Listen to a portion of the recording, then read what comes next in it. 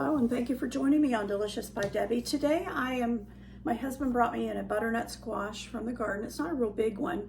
And I am going to cut this up into chunks, peel it first, cut it up into chunks, and I'm going to season it and roast it in the oven. So I thought I'd have you watch me. First thing I want to do is peel this squash. They're hard to peel if you try to do it with a knife, but you can use a potato peeler. This is a nice potato peeler. It's a Pampered Chef one, so it does a really nice job. I'm going to peel it all first. You can cook these in the Instant Pot, but today I want to roast this. Okay, I have the squash all peeled. Now I'm going to take the top part of it off, cut that off, cut a little bit off the bottom. Okay, for now we'll just cut the top part off. There's no seeds in this top, the neck of it. So we're going to cut that off first. And we're just going to cut this up into chunks.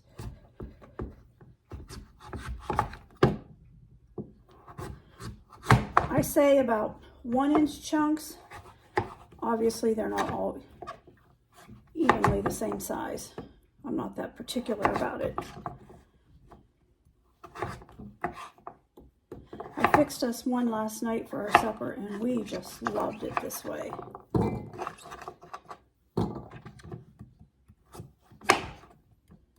And I got the neck of it cut up, and now the bottom part I cut in half, the fat part of it, and it has seeds in it, so I'm going to scoop those out.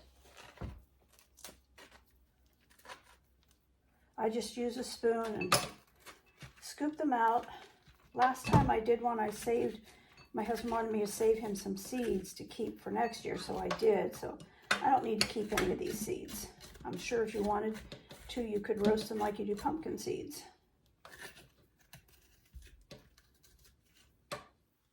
Just clean that all out. Okay, now I have both of these pieces cleaned out, and I'm just going to cut them up into chunks also, just like I did the neck of it.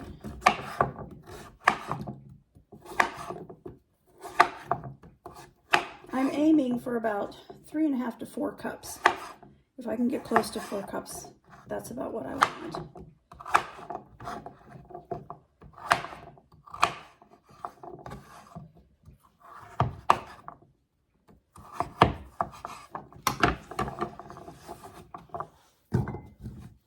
I'm all finished peeling it and cutting it up, and I have a good 4 cups. So I'm going to take that and put it into the ziplock bag. And into the bag with the squash, I'm going to put a couple of tablespoons of olive oil.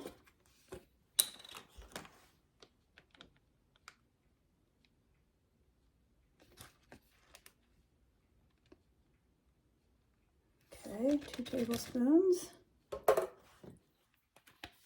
2 tablespoons of brown sugar, but I'm using this Splenda brown sugar substitute. 2 tablespoons of that.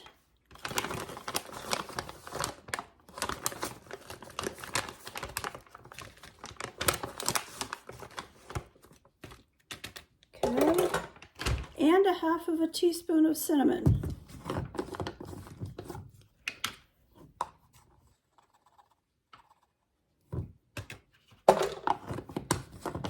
And I'm going to seal this bag up and just mix those around real good, and then I'm going to let them sit until I'm ready to cook them for our dinner tonight.